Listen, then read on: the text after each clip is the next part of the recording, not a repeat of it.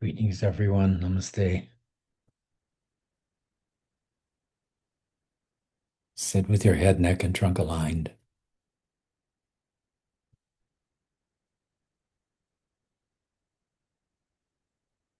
Bring your mind back from all the busyness of the day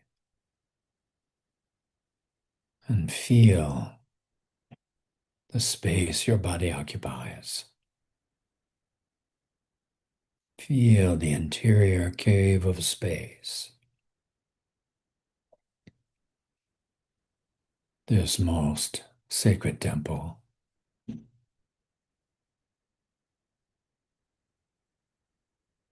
Feel the flow and the touch of the breath in your nostrils.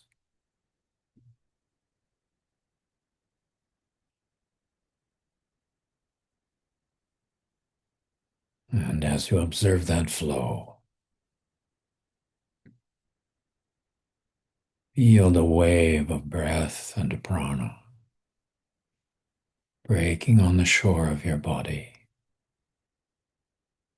from the ocean of chitta.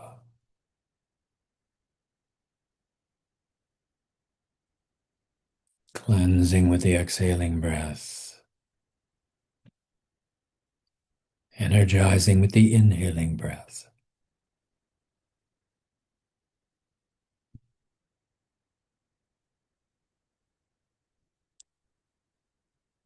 And notice that flow becoming smoother, quieter, longer, more subtle.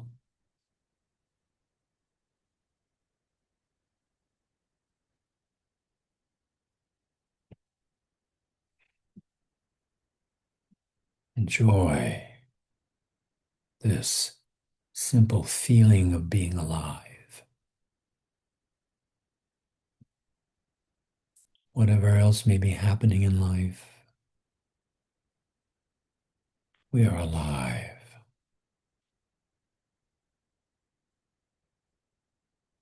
We are alive to embodied life that gives us a choice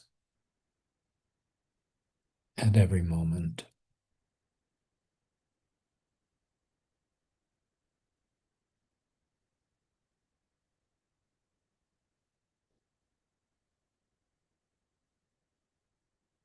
And as you feel the breath settle, you can also feel your body settle. Your muscles begin for these few minutes to surrender their vigilant tension, awaiting the next emergency.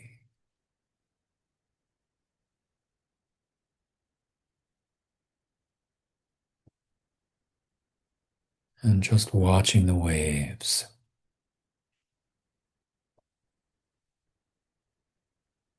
Ebb and flow.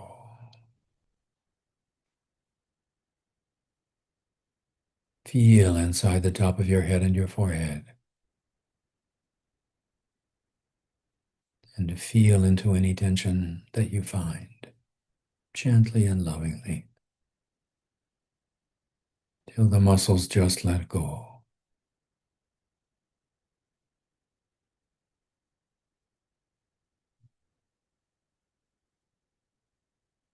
And then feel around your eyes and eyebrows.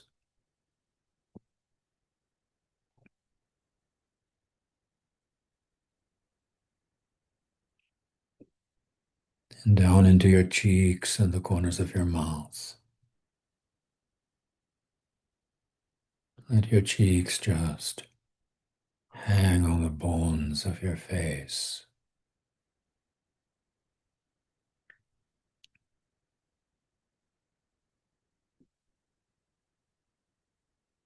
Release the corners of your jaw.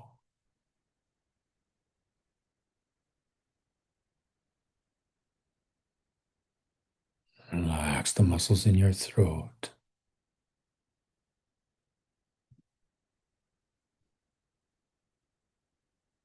And from the throat center, feel out along your shoulders toward your fingertips, through your upper arms, and through your forearms,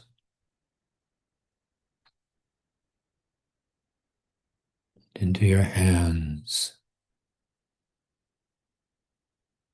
your fingers, and your fingertips. Let your breath flow free and deep.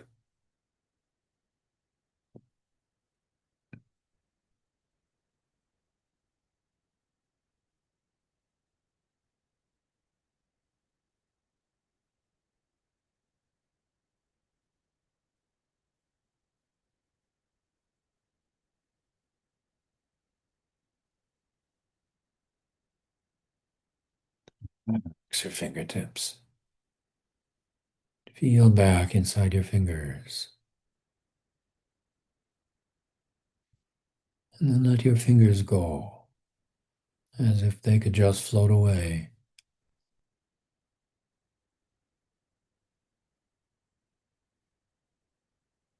Feel back inside your hands. Let your hands go.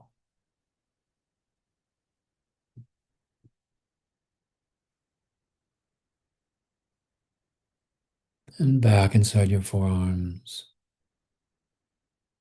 Release your forearms.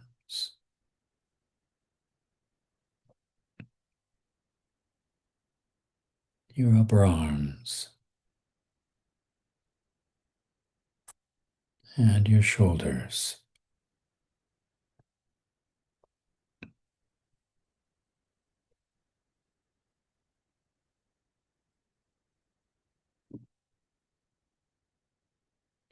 From your throat center, feel down into your chest. Relax your upper chest and upper back.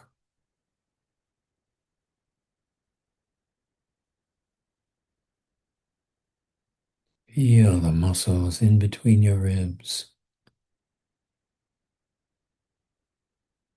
Relax your rib cage.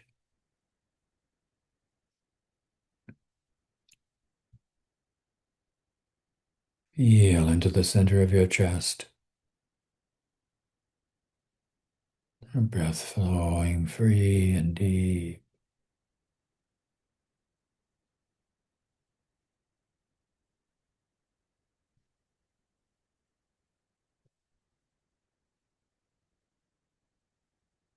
The muscles moving with the wave of breath and prana.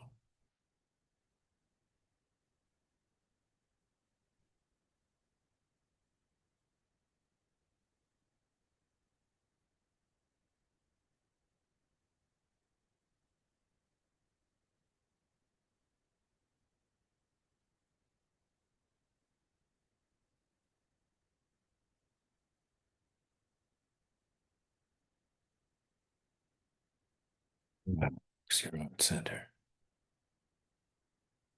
And feel down into your abdomen.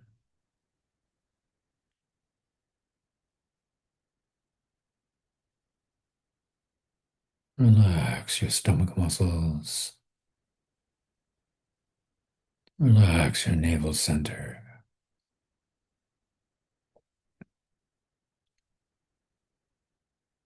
Feel down into your hip joints.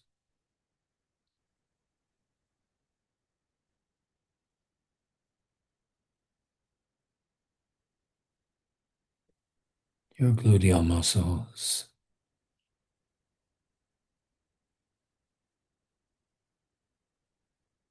And into your thighs. Relax your thighs.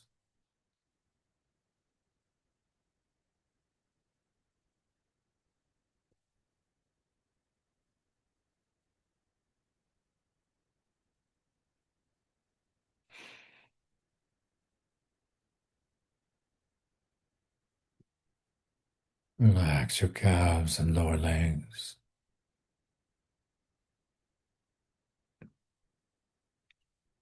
your feet and your toes. Feel all your toes.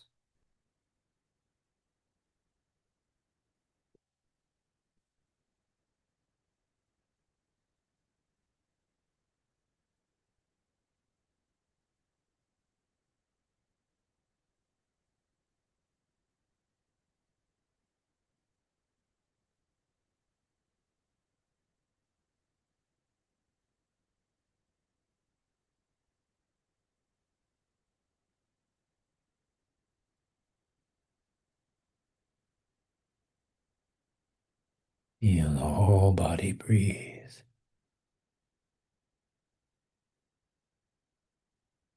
Whole body at peace. Whole temple silent.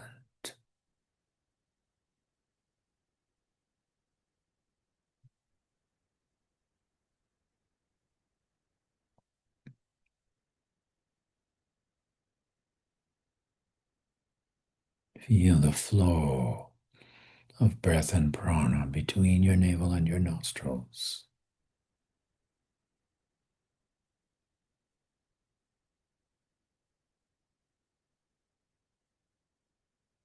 And as you watch breath and mind flowing together, just listen.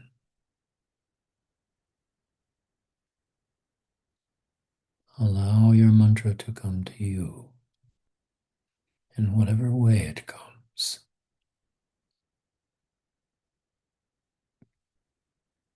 Or your favorite divine name, or Soham, I am that.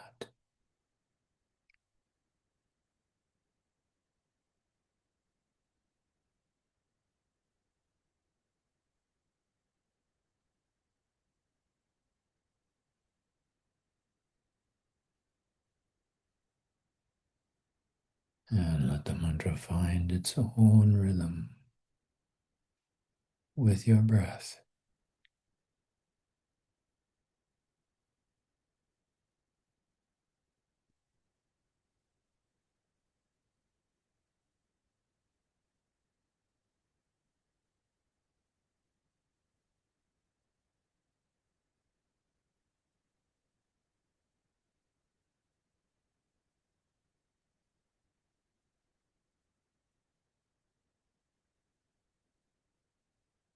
Feel the gentle song. Draw your mind more and more still.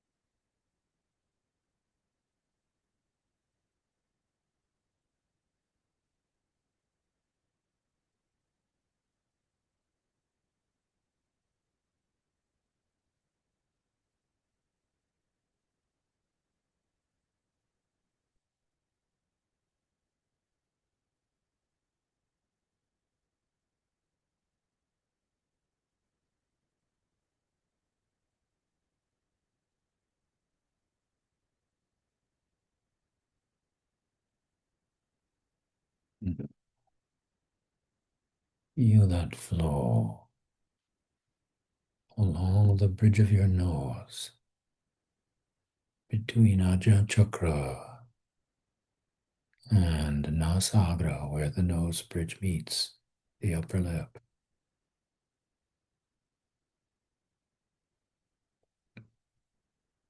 mantra sound resonating in that space.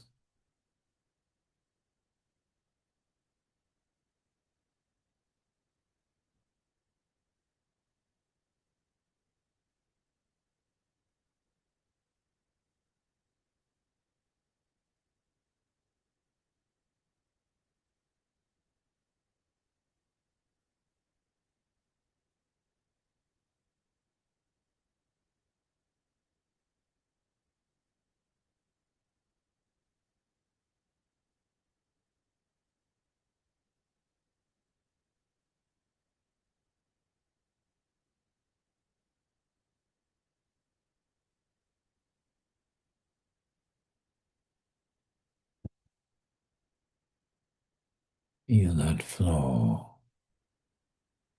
in the left hand channel through the left nostril, Yada, the Chandra Swara, as if all of the breath and prana flow in that nadi.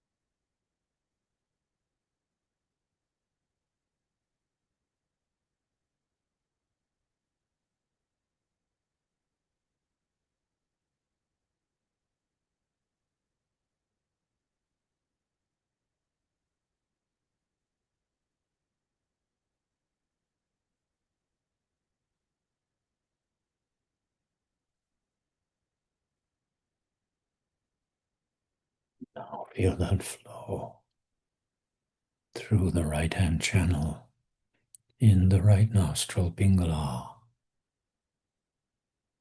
the solar swara.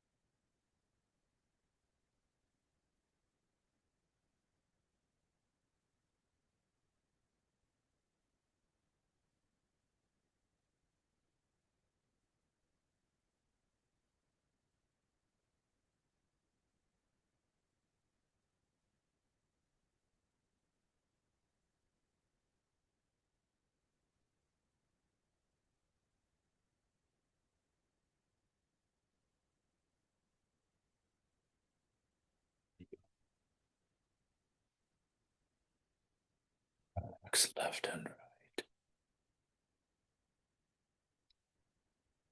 And sink between these two into Shunya Swara, Sushumna flow.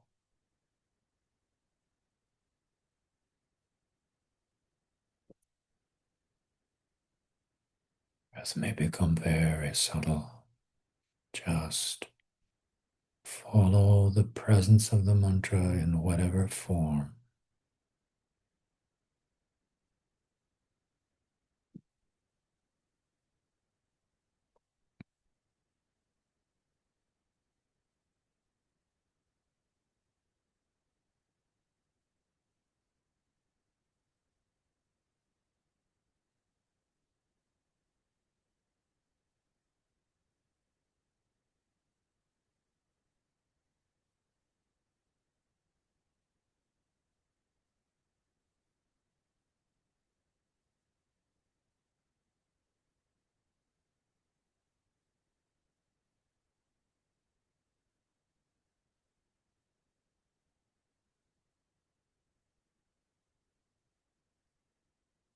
Follow where the Shakti summons you, perhaps to a silent chamber or to a chakra, or perhaps along the Sumeru spinal root.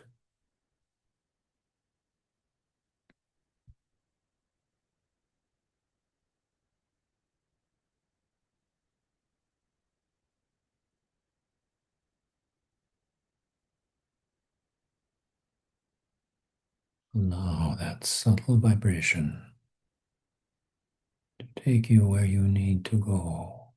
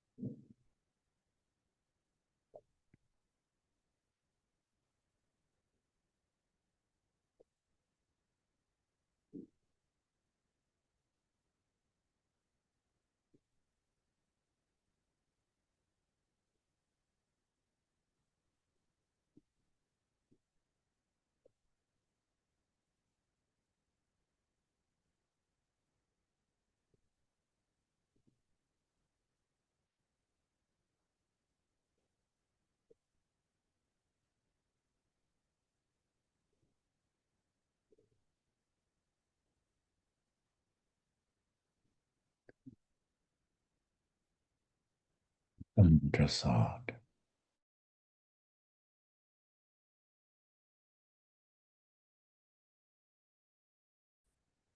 breaking the calm surface of your mind.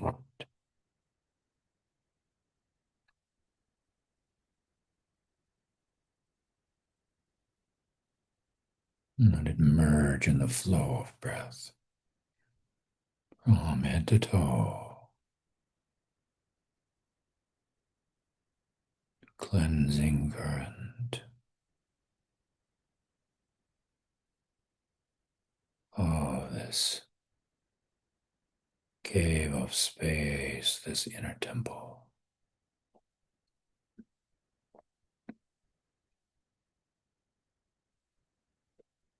Gently bring your palms before your face, keeping this awareness.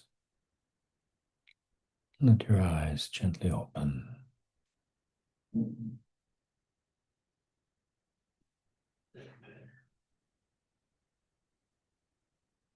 Allowing the beautiful inner silence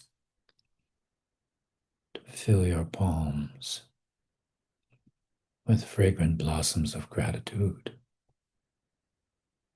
offered for the well-being of all creatures, and gratitude to the Guru light, linking us heart to heart and coming to us at every moment with every breath.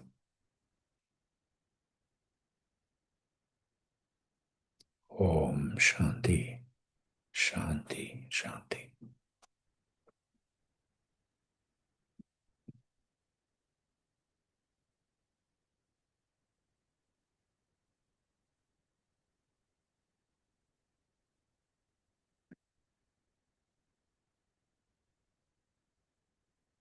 Good evening, everyone.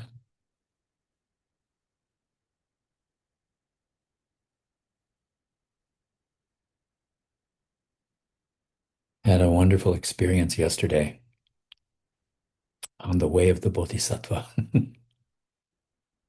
Yesterday in Minneapolis, several of the Buddhist communities, Common Ground, the Cloud and Water Zen Center, and the Minnesota Zen Center, sponsored a silent walking demonstration, walking meditation demonstration. Gathered at Powderhorn Park, which is a park in my neighborhood, which is near where all of the stuff has been happening and where actually many demonstrations have been happening as well. And people simply gathered there and walked a route that went down Chicago Avenue to George Floyd Square and then made a turn through a memorial to the missing indigenous women presumed to have been murdered and over to the place where Renee Good died on Portland Avenue and then back to the park. No whistles, no horns, no shouting, no throwing ice chunks, just quiet walking, trying to bring a wave of compassion through the neighborhood. It was really quite lovely. And I'm so glad to have had the chance to be there. And I didn't actually see other people from the meditation center, but there were so many people who came. I I hope there were. saw Phyllis there. I didn't see you. Oh, I was okay. You were near there, the David, front huh? with I was up by the front with my Zen priest friends, Oh, Ben Roshi. Um, I must have been 10 feet behind you. really? Yeah, Oh I was wow. right up in the front as well. Did We you came see the along, orange cat near the end? Orange Cat. No. Just to the left, just sitting there watching us. And then No. we sang this song first and third, and then there was another kind of a fun little Buddhist song as the word liberation. We are not afraid. We will live for liberation because we know why we were made. Oh, beautiful. I heard the song. We came up just as the song was getting sung, just before the walk began. Um, and it was lovely. I wasn't able to actually walk the entire route. I got about around halfway, which is more than I've walked in a couple of years, actually. Oh, good So for you. I And came. Phyllis was there, and her daughter, Yes, and her daughter's friend. Yeah, Wow, yeah. wonderful. yes. That's Yes, wonderful. I was there. I was at the beginning of the group, and my daughter and Michelle Doyley from the tradition, a teacher in the tradition, was there also. It was so beautiful. Very nice. Yeah, I We was. just, tears were falling down our cheeks at the end. It was so lovely. Yes, Yeah. There were We, some. nice. we all did the, well, at least Phyllis did too, but the Gayatri, the whole walk. mm, yeah, it was conducted in silence. It was really a lovely exercise. Um, and something that and it's really interesting because there wasn't much news about it. Nobody raised a ruckus, so the media didn't really make much of it. There was a There little sure bit were a of lot of cameras, though. there were, I and must have there were like had 100 pictures taken. a lot of stuff showed up on Facebook as well, which I'm glad for. They also had very many more people than they expected. The organizers said they were expecting a couple hundred people, and more than 700 showed up. And so I'm glad that the word about this spread as much as it did. That was just great. So I finally got to be in a demonstration. I have I have regained my old demonstrating days from my 20s when I was demonstrating against that damn war. So so that was really good. Obviously, people are doing some good meditation practice, clearly from the way things went. We left off last week around verse 50 in the fifth chapter.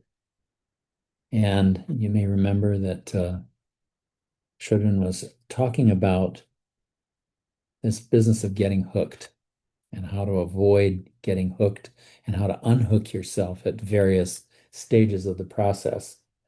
She mentions this Tibetan concept of Shenpa.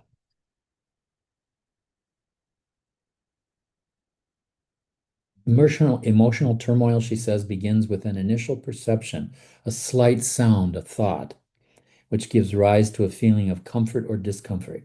This is the subtlest level of Shenpa, the subtlest stage of getting hooked. Energetically, there's a perceptible pull. It's like wanting to scratch an itch. We don't have to be advanced meditators to catch this. This initial tug of for or against is the first place we can remain as steady as a log. This is a metaphor that Shantideva uses over and over again. Just experience the tug and relax into the restlessness of the energy without fanning this ember with thoughts. If we stay present with the rawness of our direct experience, emotional energy can move through us without getting stuck. Of course, this isn't easy and it takes practice. The practice of observing the flow of your thoughts and emotions. The second opportunity, she says, for staying steady and alert is when our thoughts are underway but haven't gained momentum. By interrupting thoughts before we get worked up, we diffuse the intensity of emotions. Emotional intensity can't survive without our thoughts, so this is a pivotal instruction. If we don't catch these subtle thoughts, our emotions escalate. Nevertheless, this is the third place we can remain like a log. We can let the storyline go even after the emotional heat has started to rise. It's never too late to interrupt the escalation of the glaciers. Whoops, I'm getting stuck. My face is starting to get flushed. I must be angry. Right? The fourth place we can hold our seats is just before we take the fatal step of speaking or acting out. Shantideva addresses this stage in verse 48. His advice is do not act, be silent, do not speak. The sooner we interrupt this predictable chain reaction, the better. At the pre-verbal stage of getting hooked, emotions are less enticing. They're still quite workable at the early stage of the thought process. By dissolving thought here, the klesha urge has no fuel and can't expand or become explosive. If you watch your own thought process, it's very easy to see how you fuel these resentments as they kick up. And it becomes easier and easier to see how to sort of shut off the flow of that fuel by watching how your thoughts contribute to it. In verse 50, Shantideva says, "And when you want to fish for praise or criticize and spoil another's name or use harsh language, sparring for a fight, it's then that like a log you should remain." 51.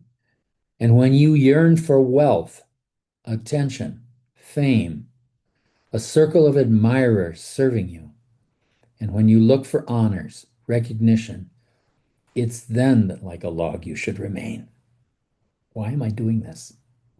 What is this for? And when you want to do another down, right? I like this turn of phrase.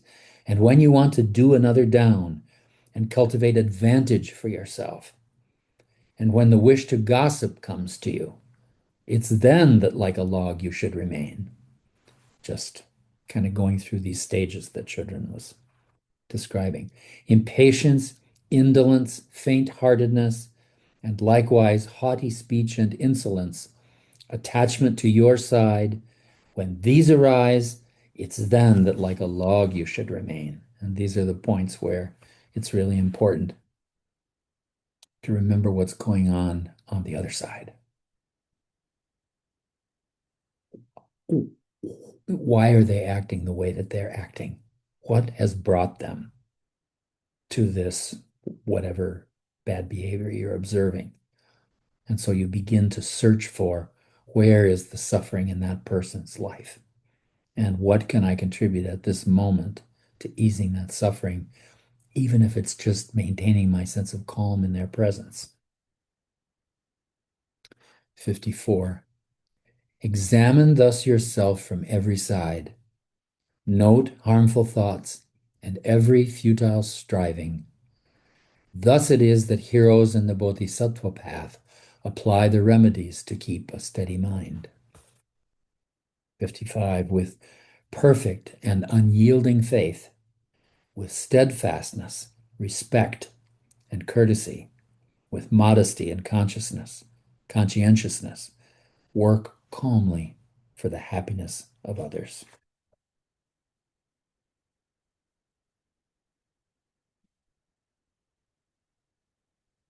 Yeah, I think that pretty well summarizes the whole process of dealing with how to avoid getting hooked and how to avoid getting hooked at different levels of getting hooked. I just had a conversation this afternoon with David has put something in the chat box here that I think is very nice. Talking about how we are not enemies, but friends. We must not be enemies. Though passion may have strained, it must not break our bonds of affection, the mystic cords of memory, stretching from every battlefield and patriot grave to every living heart and hearthstone over this broad land, will yet swell the chorus of the union, when again touched, as surely they will be by the better angels of our nature. I wonder where that quote comes from. That doesn't sound like it's just from Braver Angels. Lincoln. Sounds like that's the sort of thing Lincoln would say. You know, he was a wonderful person. Such incredible spiritual sense of leadership. Looking at what happened from a Machiavellian point of view, I mean, he really had the large picture of the American experiment in mind whenever he made public speeches about this stuff. even though he was also a very careful and strategic tactician politically. I still think there's a certain school of thought that believes that maybe they shouldn't have let the Confederate leadership off the hook like they did, but neither here nor there. Does sound like Lincoln. And the effort of this path is to have no enemies. Eventually to have no enemies. And if you think about it, if you can manage to do that from your side of the question, think of what a relief that is for the rest of your life. To not have to get worked up about fighting people. It's really helps you to maintain your energy. In Children's Commentary here on page 134, she talks about how the Tibetan word for virtue is gewa. Some common examples of gewa are non-aggression, love, compassion. Shantideva also lists the qualities of faith, steadfastness, respect, courtesy, modesty, conscientiousness, and calmness. She says some of these qualities require some explanation. I'm not sure. Oh, I see what she's doing here. In Buddhism, she says there are many kinds of faith. One example is eager faith. We all want to de-escalate our suffering. When we see that we can create causes for contentment instead of misery, we become extremely eager to do so. We rush in with a certain solution in mind. Not always the solution that's called for, too, so you have to be a little cautious about that part. Another example is confident faith, which is based on confidence in bodhichitta. We have faith that basic goodness is within us. This jewel may be buried, but it's always present and available to all of us. We feel confident that we can find it, nurture it, and bring it out. Confidence and eagerness work together. This is the faith or gewa that Shantideva refers to.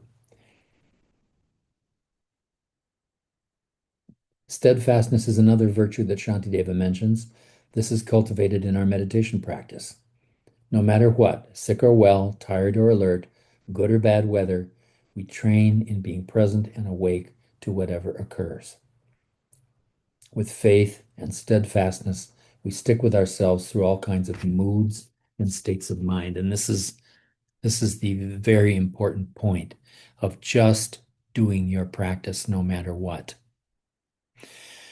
And not judging the results. Let go of judging the results of your practice. They're not a reliable indicator of whether you're making progress or not. The only thing they're an indicator of is how the flow of your sanskaras is going at the moment, you know? Sometimes it's very rough, and sometimes it's very smooth and beautiful.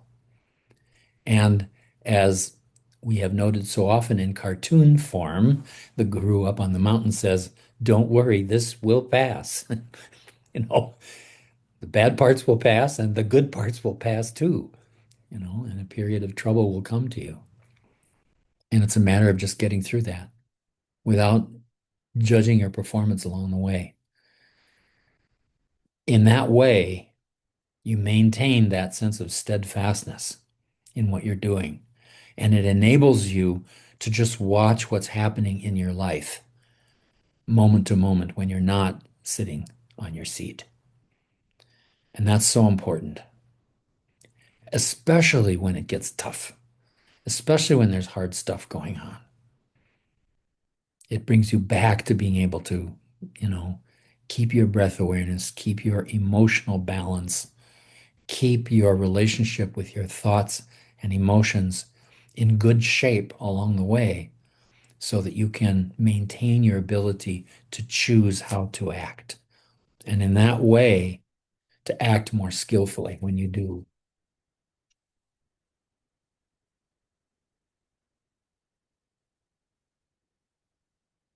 The quality of modesty or humility, she says, comes naturally when we're attentive. We see how reactive and unkind we can be. This humbles us considerably. Instead of causing despair, however, this painful realization can connect us with the tenderness of bodhicitta. Modesty or humbleness is the opposite of armoring ourselves. It allows us to be receptive and to hear what others have to say. This is the power of vulnerability. We live in a culture in America that degrades vulnerability, that sees vulnerability as weakness, when in fact our vulnerability is our greatest strength. When are people most moved? They are most moved emotionally when they hear somebody speaking from the center of what they're feeling. And being able to share yourself with others is the most important gift. I was talking today with a former therapy client that I haven't seen for some months. This is the person who used to rage at me all the time and walked into the center one day and walked into the center in a rage. But the moment he got in the door, looked around and said, "What is this place?" And within a couple of weeks, it turned his whole way of thinking about himself in the world around. And now he's in a position to really share himself with other people. And he does it a lot as an artist. And it has really helped to connect him to people in a way that helps him to not go off into the kinds of rages that he used to experience before. What's really interesting about that is, as hard as I tried to teach him formal meditation practice, it never really took, or at least it hasn't taken so far. I may still get him, but he's doing it anyway without even knowing what he's doing.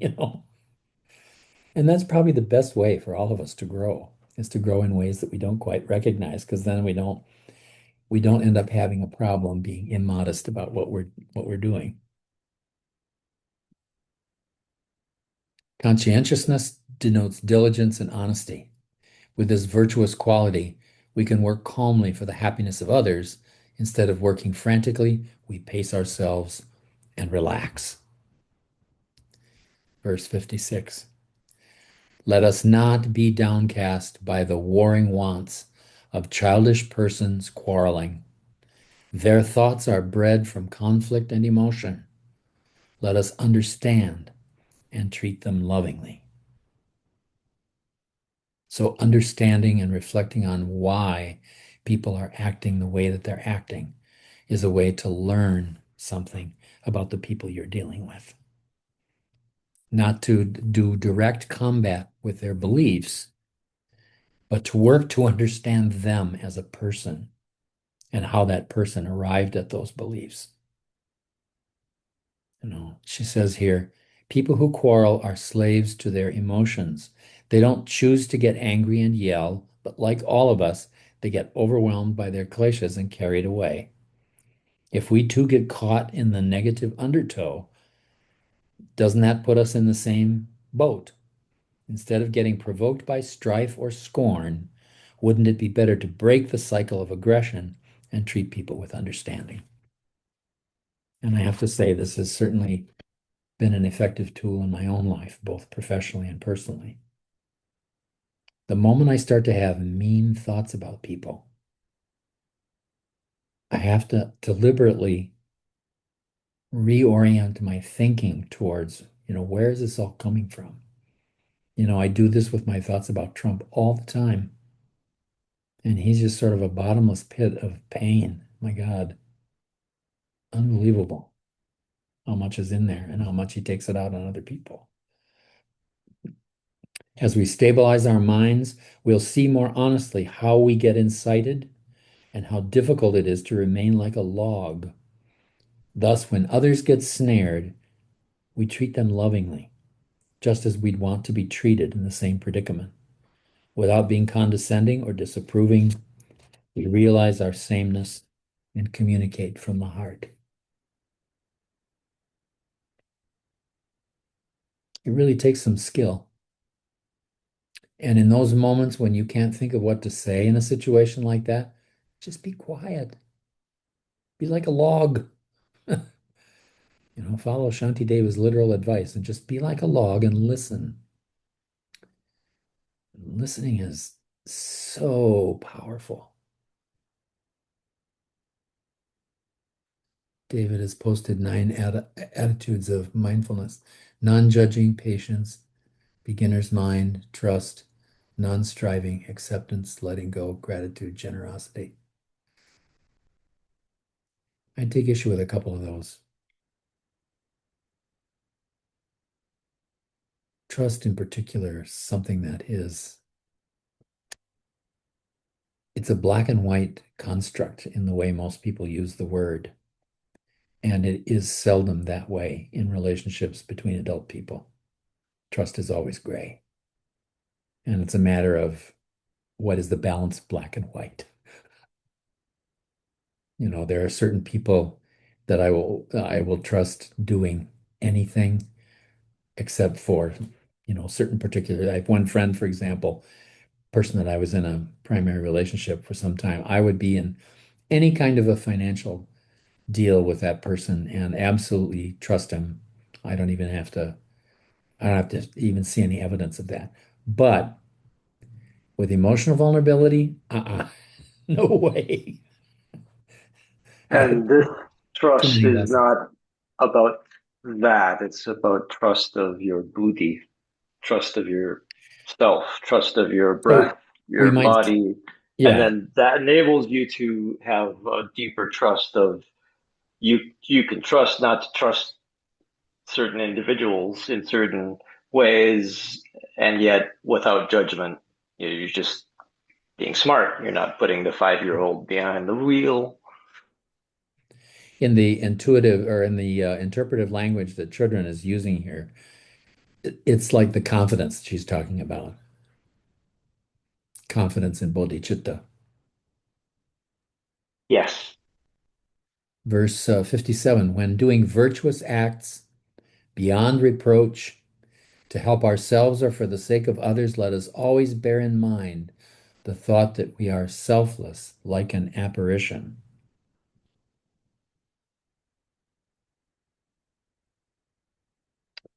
In our own tradition, I think for me, the metaphor that works is the guru somehow is working here. Something's working because there's a subtle difference between being selfless, which can become a matter of pride, and being a renunciate who genuinely sees, gosh, God has provided here somehow, you know, and gradually letting go, genuinely letting go of any ownership, even of selflessness. So I would, I think, use a little different language here, but yeah. 58, the supreme treasure of a human life so long awaited, now at last attained, reflecting always thus, maintain your mind as steady as Sumeru, the king of mountains. Sumeru is in Indian mythology the central mountain that maintains the balance of the world. In the microcosmic universe, it's your spine. And Swamiji always used to refer to spinal meditation as Sumeru breathing.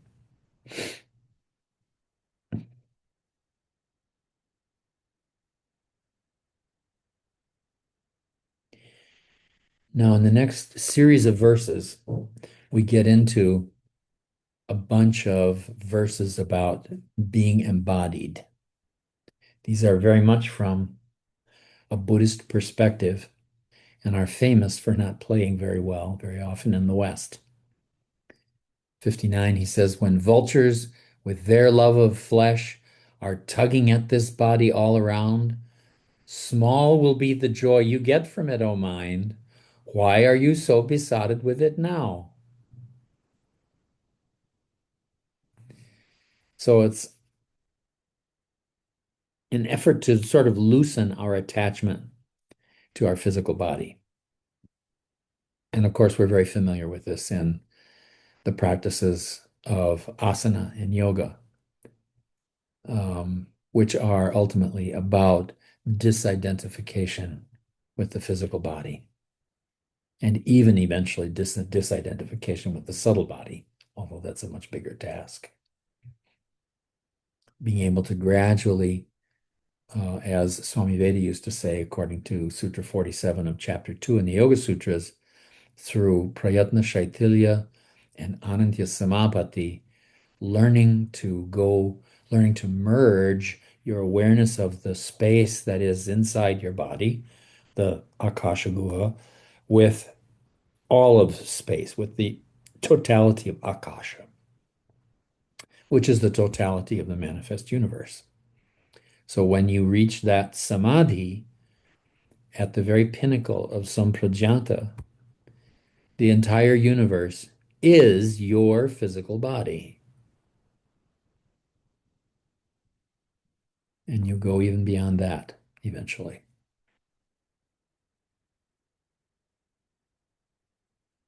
No matter how much time and energy we put into caring for our bodies, she says, we can't stop the process of dying. We might try to slow it down by eating well and exercising, but death can come without warning. The real question is this: since our time is limited, how do we want to spend it? Verse 60, why, O mind, do you protect this body, claiming it as though it were yourself? You and it are each a separate entity. However can it be of use to you? Well, of course, it's of use to us as a vehicle for communication, as a vehicle for providing an example in terms of our own ability to, deal with the mental part of our body mind. I think probably the way that this ends up not playing well to Western audiences sometimes is about how kind of fundamentalistic we are about the physicality of our embodiment. And gradually that is starting to break from the end of science anyway. Because in neuroscience these days, we really seriously talk about body mind and mind body. There's not much of a distinction between the two. And I think that's helpful in terms of a lot of these Buddhist ways of dealing with the attachment to the body. Some of them are straightforward in a way that people find horrifying. You know how Swami Veda used to use this wonderful language when he's doing a relaxation exercise, for example, of letting go of your fingers and your hands and your forearms and so on and so forth. These are things he actually took from some of the Buddhist meditations on dismembering a corpse. There are a whole series of meditations in some of the Buddhist meditation texts about tearing your body apart and throwing away the parts. And it's really pretty grisly.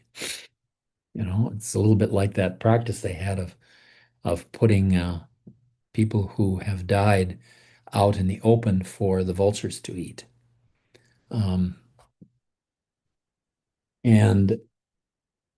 he didn't use those meditations as they were written because they were sort of too gross for people. They would have too much emotional reaction to that sort of thing. And so he uses this gentler language.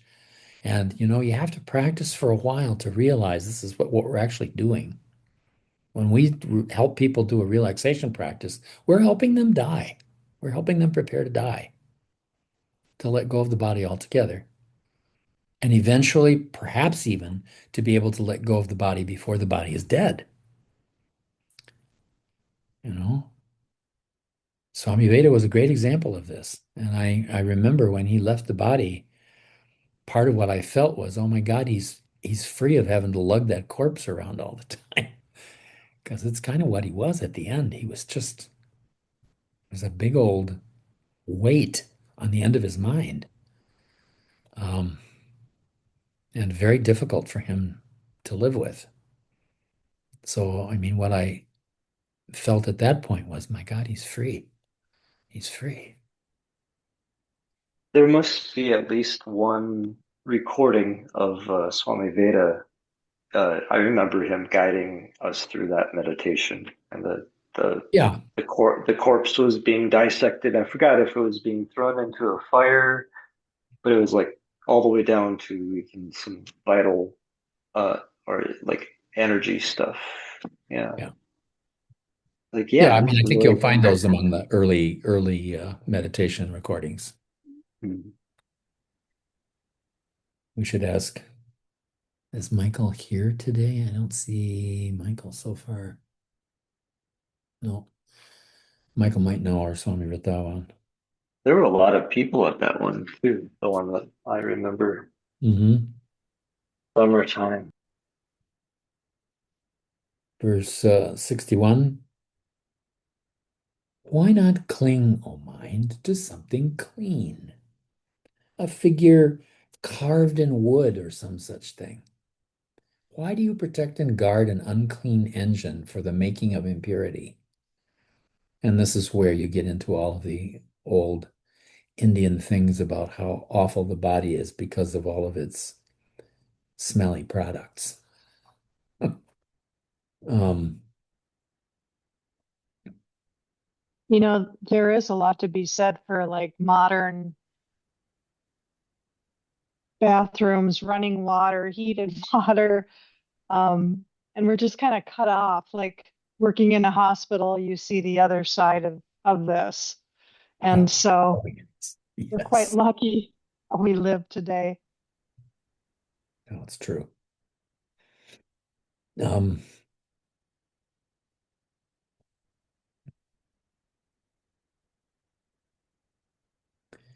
she says after explaining Trungpa's not really liking to use these meditations with Westerners also, he says, but Shantideva's intention is not to fill us with self-loathing, it's to free us from obsession. 62, he says, first, with mind's imagination, shed the covering of skin, and with the blade of wisdom, strip the flesh from off the bony frame. And when you have divided all the bones and searched right down amid the very marrow, you should look and ask the question, where is thingness to be found?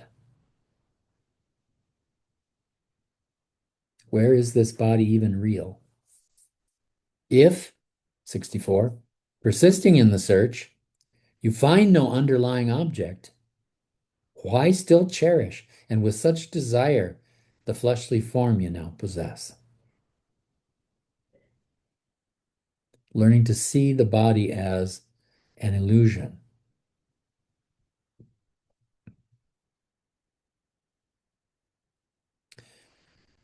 I Children forgot says, which book. Go ahead. Just the tail end on that illusion, or uh, John Lilly, Center of the Cyclone, or one of those books of his. He invented the flotation tank.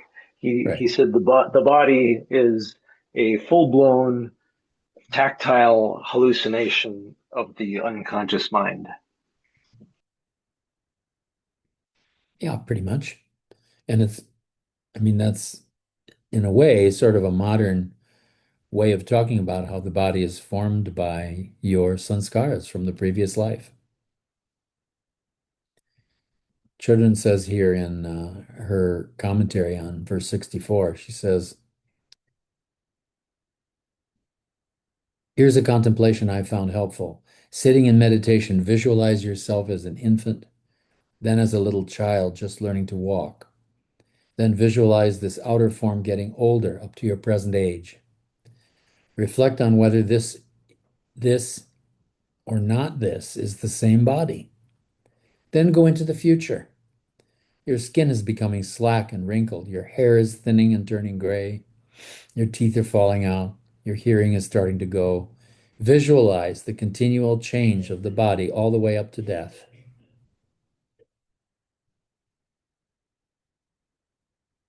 Unless we die young, this is exactly what will happen. No matter how much health food or vitamins we consume, old age and death are inevitable. Contemplating the body in this way can shake up our attachments considerably. Yes, they certainly can.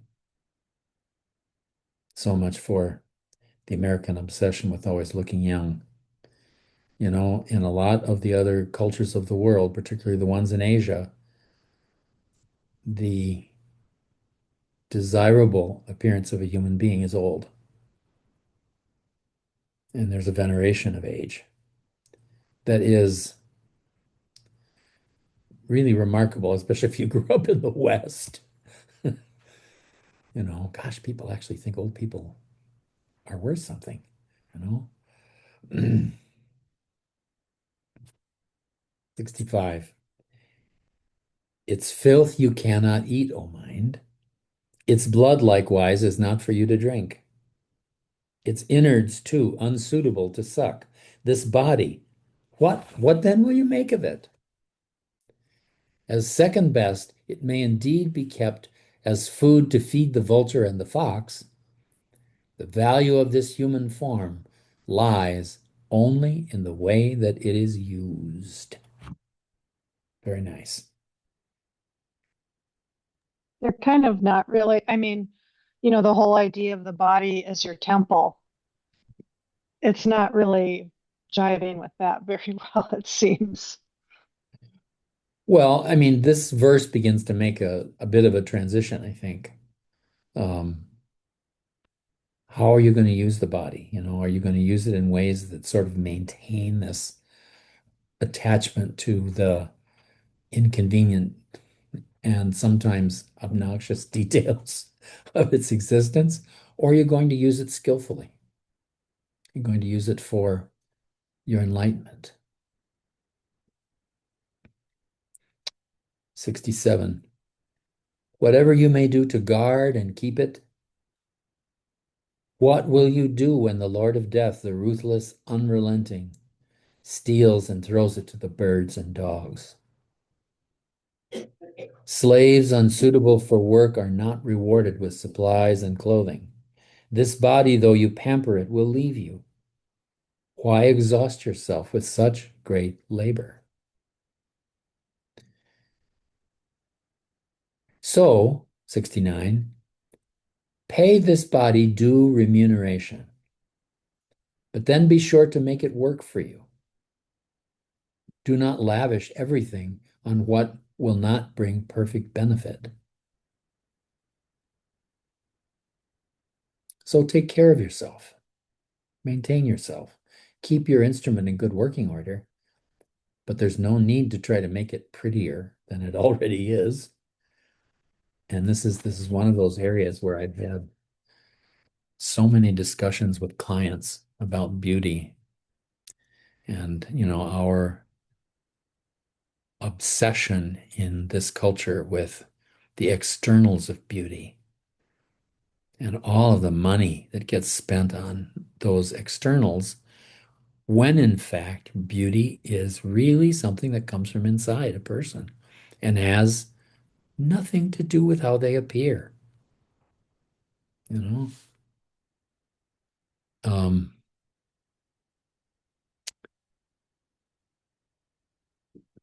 I'm thinking at the moment of Melania Trump. And you know how she has many of the signs of conventional beauty. Of course, she was a model before, but she dresses herself like a corpse all the time. It's very interesting. Her hats always hide her face. She has never worn a hat that didn't come down over her face. When she came for the inauguration, she looked like she was dressed for a funeral. I don't know if she was trying to send a message or not.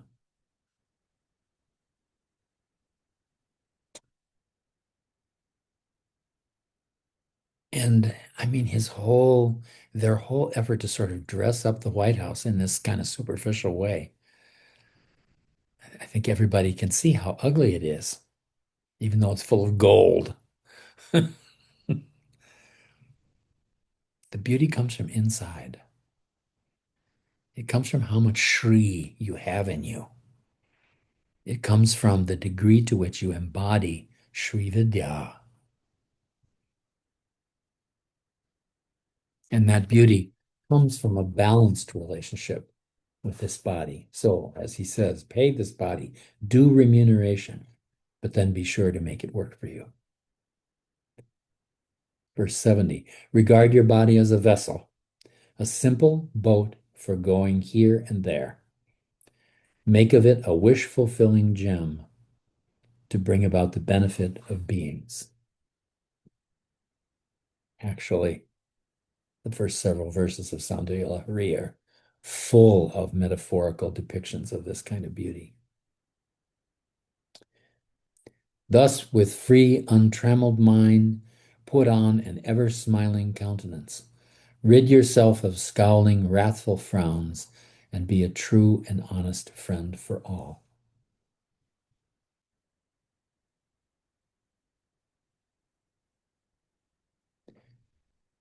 At first reading, it sounds insincere. It sounds like, put on a happy face, right? But that's not what is meant here, of course. Swami Veda was in terrible pain all the time, waking and sleeping for the last 30 years of his life. And he always was smiling, always. He was either smiling or meditating. And when he was meditating, sometimes he looked really stern. It took me a while to realize that that stern appearance of his face was just the fact that all the musculature in his face was completely relaxed. And he had become a corpse, basically, in his meditation seat. But otherwise, when he was relating to people, he always had a smile. He was always cheerful. Even when his heart was about to stop, he kept his cheerful countenance. It's amazing. Verse 72, do not act inconsiderately. Move furniture and chairs so noisily around. Likewise, do not open doors with violence. Take pleasure in the practice of humility. And she comments here on how in a lot of Zen practice, there's a big emphasis in the silent retreats on not closing doors loudly. This is something that comes with, again, with self-awareness, with awareness of what your body is doing. When you feel your body from head to toe inside, every movement you make is a dance. You know, one of the things, Swamiji had all these tests for how mindful people were. He would look at how do they walk across a room. Do you hear their footsteps go clunk, clunk, clunk, clunk, clunk? Do they have a heavy step? Or do they move across in a way that you can't hear their footsteps? Watch Swami Rinpoche cross the room. You can't hear his footsteps. You know? I used to have a therapy client who was a very abused child. He ran away from home when he was 5, and he lived on the streets of a western city in the United States for 9 years without getting caught for truancy by the police. How did he do this? He learned how to move through a room in a way that he could not be seen. He was a ghost, or as they used to call boy prostitutes in that part of the country, he was an angel.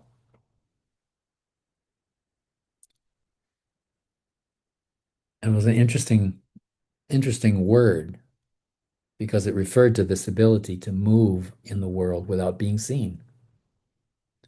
And it was absolutely a survival skill for him.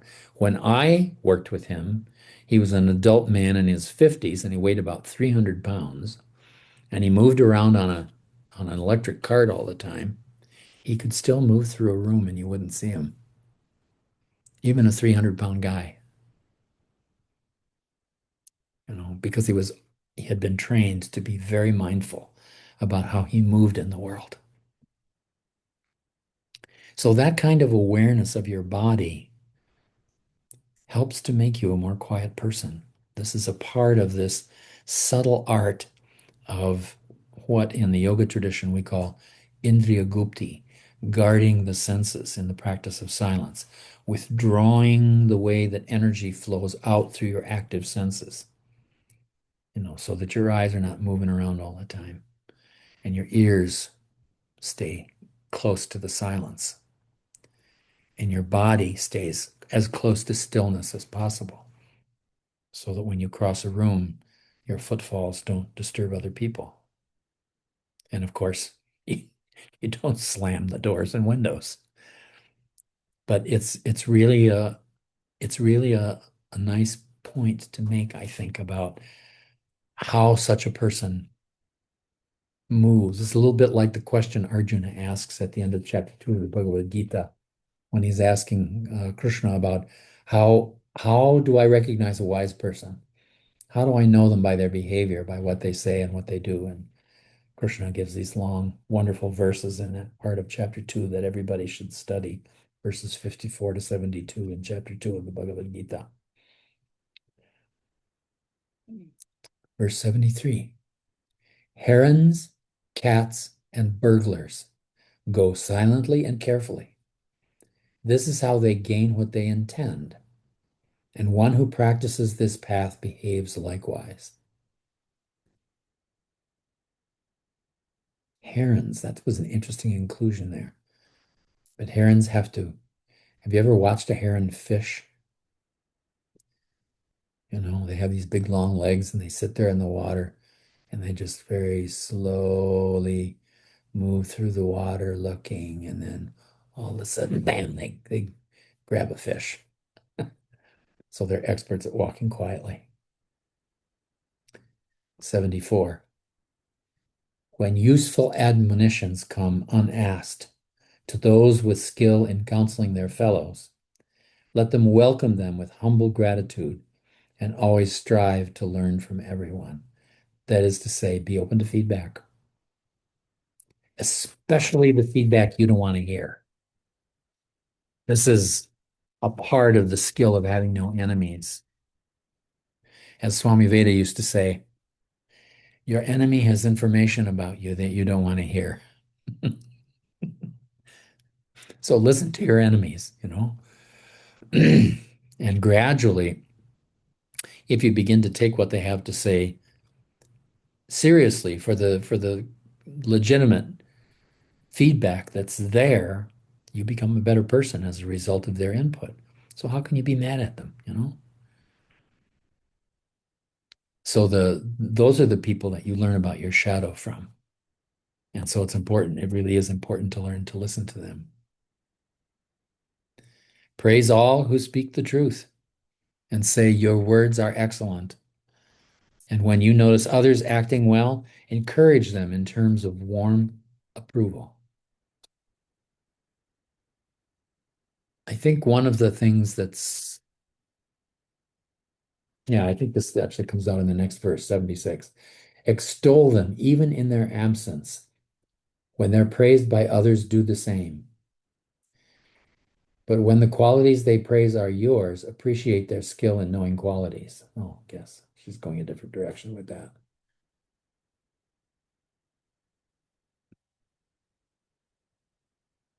I think it's important to always remember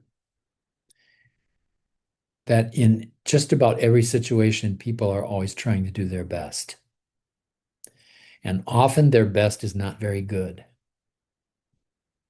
But I think it's really important to remember that people are still trying to do their best. Because that way you avoid falling into the trap of thinking of them as an enemy.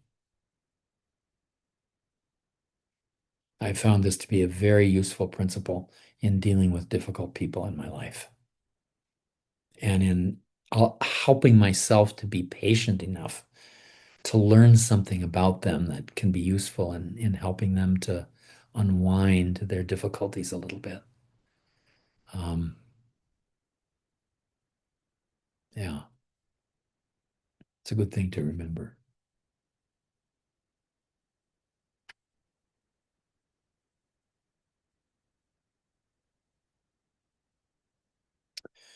She says, here Shantideva addresses the difficulty we often have accepting compliments.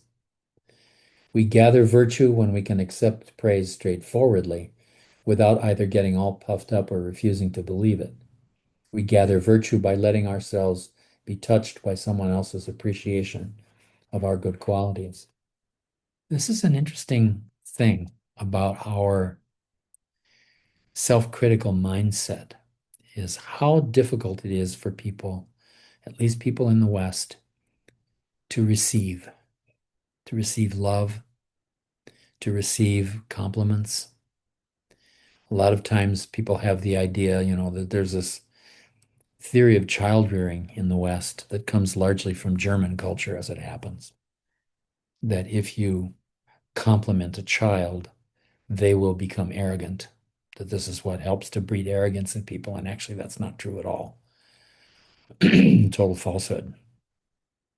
Reflecting those positive aspects of a child's behavior back to them is the water that helps them grow, that helps them to develop over time, to develop a sense of self. Depends on the kind of mirroring they get from their parents and the other significant people who are raising them.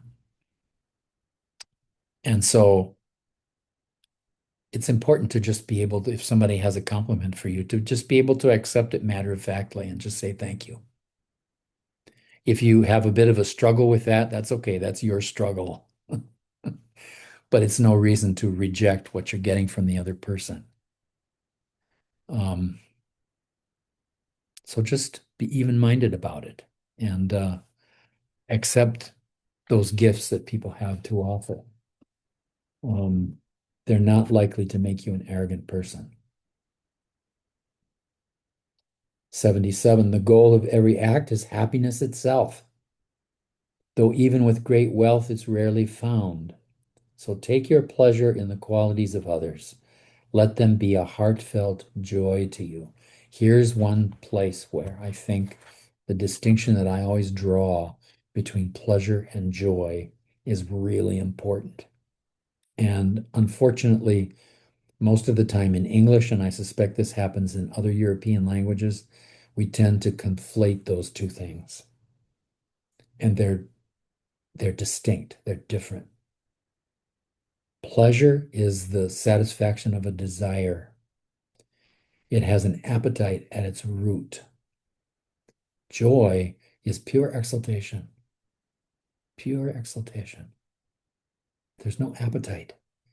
The only appetite connected to joy is the appetite for self-realization, the appetite for enlightenment, the appetite for bodhichitta.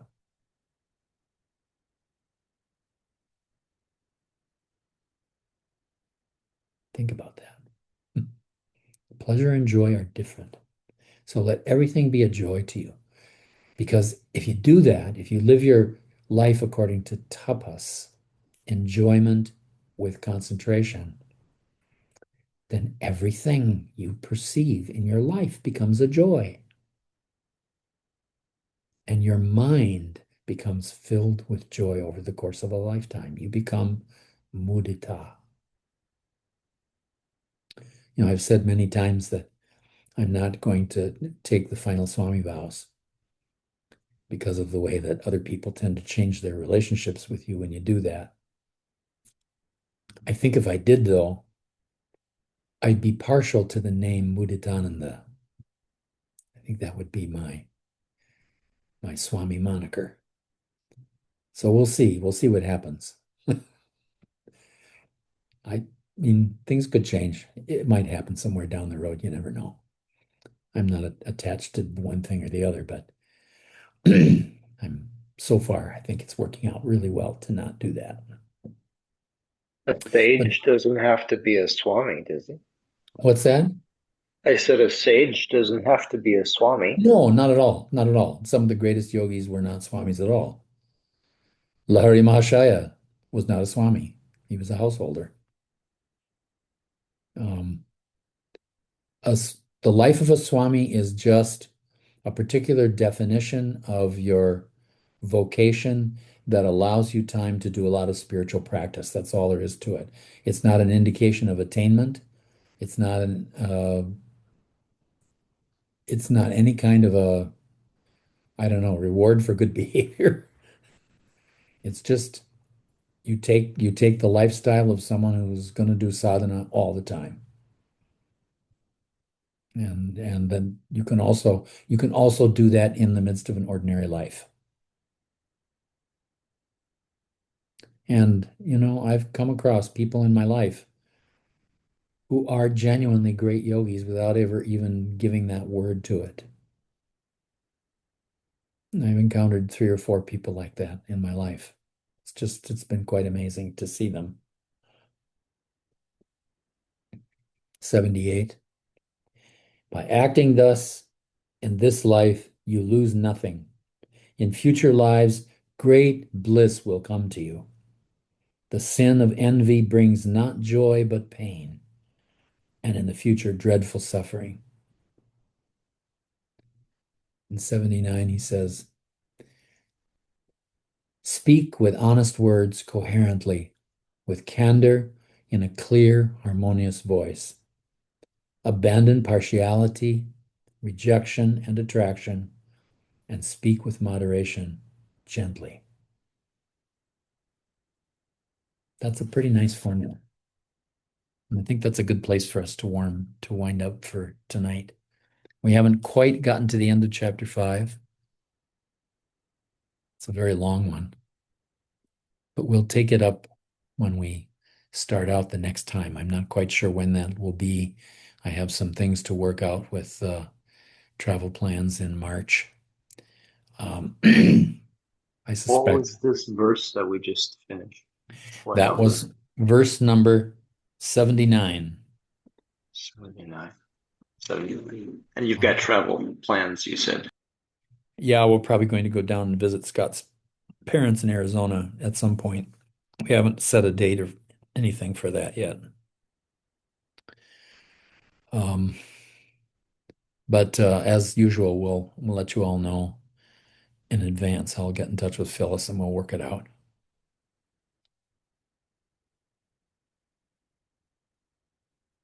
Where's your breath?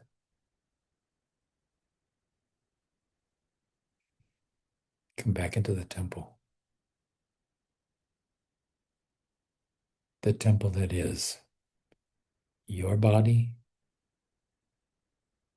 the temple that is the body that we share when we're together.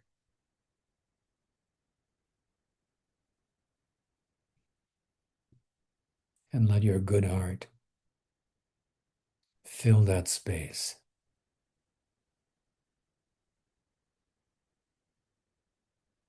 For the next 2 minutes.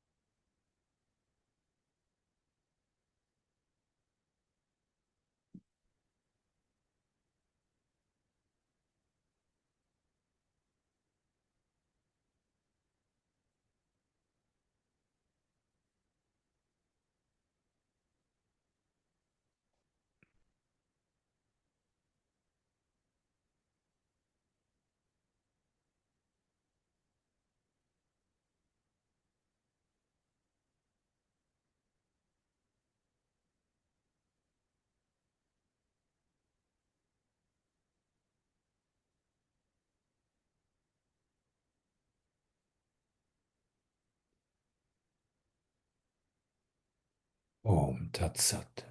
Brahmarpanamastu. Om Shanti, Shanti, Shanti.